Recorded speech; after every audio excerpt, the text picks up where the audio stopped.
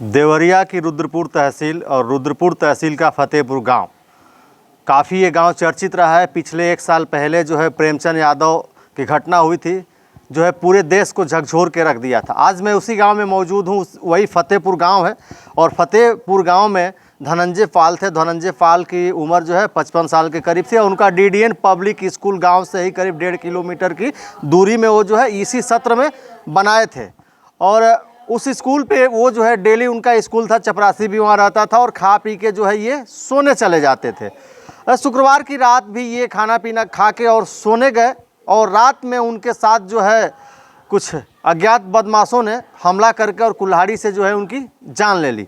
पूरा मामला क्या है मैं जानने की कोशिश करता हूँ कि आखिर वजह क्या है। उनके लड़के हैं, इनसे मैं जानने की कोशिश करता हूँ कि क्या कुछ मामला है। क्या नाम है आपका? संजीव कुमार पाल। संजीव जी, ये जो घटना घटी है थोड़ा सा उसको बताइए। उस दिन क्या हुआ था, कब गए थे और कब आपका विद्यालय जो है खुला है? क्या जानकारी है आपके पास? सर जानकारी दीजिए आप। हमारा विद्यालय 1 अप्रैल से स्टार्ट हुआ था, फिर 22 तारीख को सरकारी आदेश के अनुसार बंद हुआ गर्मी की छुट्टी के लिए। फिर 1 जुलाई से शासन आदेश के हिसाब से खोलने का वो था। कुछ काम वहाँ पे चल रहा था, जैसे खड़ंजा हुआ, हम लोग कराएँ बच्चों को, जैसे वो नल जैसे पानी वानी लग जाएगा तो कचरा न लगे, हम लोग काम करा रहे थे।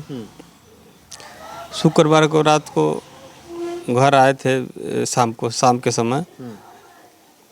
तो शनिवार के दिन रोपनी का प्रोग्राम रखा गया था, रोपनी होगा। मशीन वशीन हम लोग लगाए थे खेत में। तो काका आए थे घर पे ही, तो खाना खा करके पिताजी आपके? हाँ, खाना खाए। माता जी कही कि आप रुक जाइए, तो कहना है चल जाते हैं स्कूल। फिर रोज हो जा रहे थे, कहा है रुक। तो भाई और हमारा लड़का लायक पहुँचाए लोग। और हम लोग कई बजे रात में पहुंचाए थे उनको लोग स्कूल पे? 8 सवा 8 बजे के आसपास। खाना पीना खा के 8 सवा 8 बजे चले गए? जी चले गए। और सुबह हम लोग को फ़ोन आया कि कोई घटना हुई है।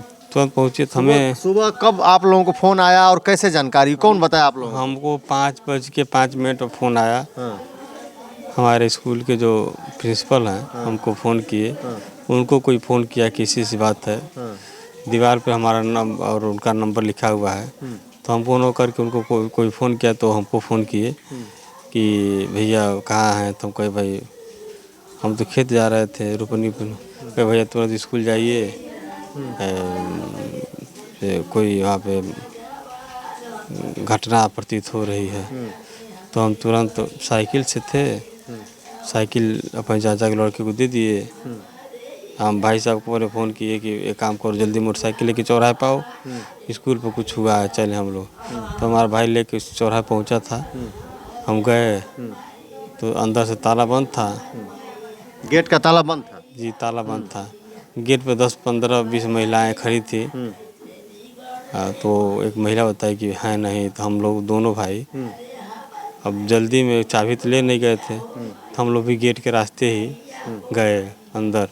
मतलब जो है चारदीवारी फांद के आप लोग भी अंदर अच्छा, गेट कैसे खुला? गेट चढ़ के हम लोग गए। अच्छा, चढ़ के ऊपर से निकल ऊपर गए। अच्छा, हमको ये बताइए कि जब आप गए उसमें अंदर आप लोग चले गए, तो उस समय की क्या स्थिति थी?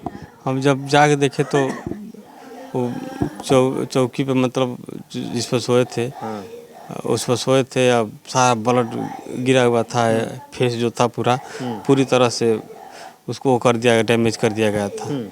हम दोनों भाई वहाँ पर रोने लगे। फिर धीरे धीरे गाँव के लोग गए। अच्छा, उनके साथ और कोई सोया था रात में? हाँ, एक चपरासी हम लोग रखे थे, राम वो प्रसाद। जब ये घटना घटी तो वो कहाँ थे और क्या स्थिति थी? वो क्या बताए, कुछ बताए कि नहीं? वो हम लोग से गेट के बाहर ही मिला था ना, गेट के बाहर ही मिला। तो पूछे तो बताया कि भाई, हमारे भाई ने पूछा तो कहा कि हम छत पे सोए थे, आके देखें तो ये हुआ था। और चूँकि मोबाइल चलाता नहीं है, किसी सूचना भेजा था घर पे। हम तो बता रहे थे ना, रोपनी होने जा रहा था। मौजूद था, मतलब आप लोग गए थे? वो लोग? हाँ, वो मौजूद था, गेट के बाहर मौजूद था। हम महिलाएं थी। तो फिर हम लोग अंदर गए। अंदर जा कर के देखे, फिर चाबी निकाले वहाँ से काका के पास से, चाबी जो ताला था, फिर ताला खोले, बाकी सब लोग तब गए वहाँ पे अंदर। उनकी मोबाइल चाहिए सब कहाँ था, चाहे और कुछ नुकसान जैसे उनके साथ जो हुआ और कोई नुकसान, कोई डैमेज स्कूल में चाहे विद्यालय में इस तरीके की कोई बात? मोबाइल तो जो चार्जिंग में लगा था, हाँ। पानी का बाटल भर के रखे थे पीने के लिए, वो भी उसी तरह वो सही पोजीशन में था। एक कुर्सी प्लास्टिक की जो थी वो गिरी हुई थी, यही था। तो फिर आप लोगों ने पुलिस को सूचना दिया? जी, अब हमारे एक मित्र गए गांव से, तो उन्होंने 112 को साथ फ़ोन किया, तो फिर उसके माध्यम से मैंने हम अपने मोबाइल से पुलिस को सूचना नहीं दिए। अच्छा, आप नहीं दिए? कोई भी दिया? चलिए, कोई भी पुलिस बुला सकता है ऐसे मामलों में।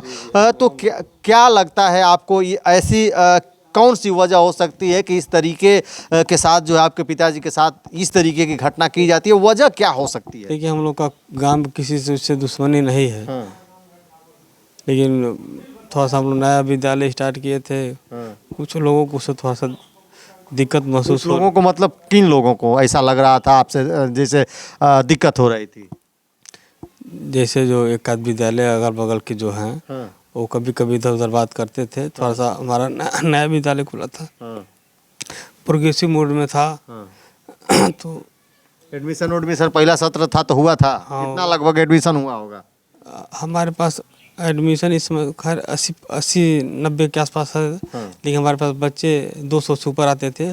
इसी जुलाई में सब कराने के लिए बोल रहे थे, तो लगभग हम 200 के आसपास हमारी संख्या थी।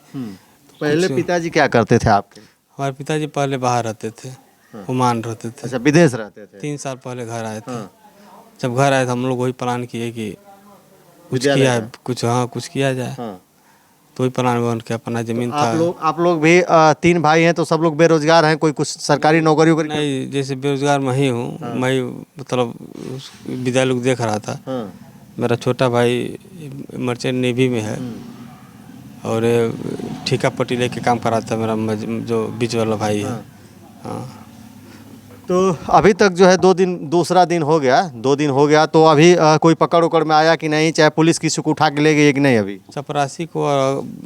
चपरासी गया है, और 2-3 लोग अगल बगल के गए हैं, पता चल रहा है।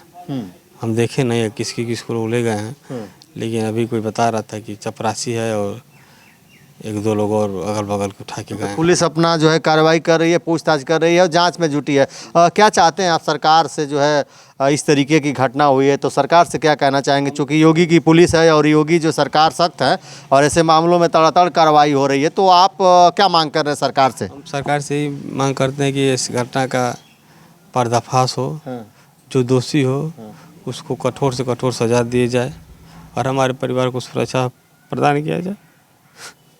सुरक्षा तो लगी है, कोई दिक्कत है अभी आपको? कोई दिक्कत तो नहीं है इस समय। किसी से डर, किसी से आशंका, कोई बात इस तरीके? अब क्या डरना है, क्या जो होना है तो हो गया है। बिल्कुल। ये भी आपके भाई हैं? क्या नाम है बाबू? मृत्युंजय। क्या करते हैं आप? मैं बाहर रहता हूँ। उस दिन कहाँ थे आप? मैं तो पूना था। अच्छा, उसके घटना के बाद आए हैं? घटना के बाद तो आपको कुछ ऐसी जानकारी हो, कोई बात हो, कोई कभी पहले किसी से, तो बताइए। ऐसा तो कोई आप लोगों से कभी किसी से दुश्मनी रही हो, चाहे कोई इस तरीके का जो है कभी कहा हो जो है कि नहीं हम ऐसा कर देंगे, तो कोई बात हो तो बताइए। हम लोग ऐसे ही नहीं थे, कोई किसी से कोई दुश्मनी नहीं है। बिल्कुल देख सकते हैं कि विद्यालय प्रबंधक की जो है इस तरीके से उनके ही विद्यालय में जो है वार किया जाता है और उनकी जान ले ली जाती है। इस तरीके की घटना जो है इस समय देवरिया में आम हो गई है, और देवरिया जो है कुछ महीनों में जो है प्रदेश में काफ़ी चर्चा में है। देवरिया जो है हर दूसरे चौथे पाँचवें दिन, हफ्ता दिन जो कहीं ना कहीं ऐसी घटनाएं सुनने को मिल जा रही है। आखिर जो अपराधी है उसके मन और दिमाग में खौफ नहीं बचा है। आखिर आदमी अपने घर और विद्यालय और प्रतिष्ठान और दुकान में भी सुरक्षित नहीं है। आखिर अब लोग कहाँ रहेंगे, कैसे रहेंगे? और ये परिवार वाले बता रहे हैं कि हम लोगों की किसी कहीं से दुश्मनी भी नहीं है और ऐसा कोई मामला नहीं है। तो आखिर इतना बड़ा अपराध हो कैसे सकता है और एक विद्यालय प्रबंधक की जान क्यों ली जा सकती है? ये बड़ी वजह है। चूँकि पुलिस लगी हुई है और पुलिस इस मामले की छानबीन कर रही है। बाकी आप क्या कहेंगे इस देवरिया रुद्रपुर के फतेहपुर जो है इस कांड को प्रबंधक की जो घटना हुई है इसको लेके आपका क्या कहना, आपको भी कोई जानकारी होगी तो आप अपनी प्रतिक्रिया कमेंट बॉक्स में जरूर दर्ज करिएगा। अभी तक वीडियो में बने रहने के लिए आपको बहुत बहुत धन्यवाद। नमस्कार।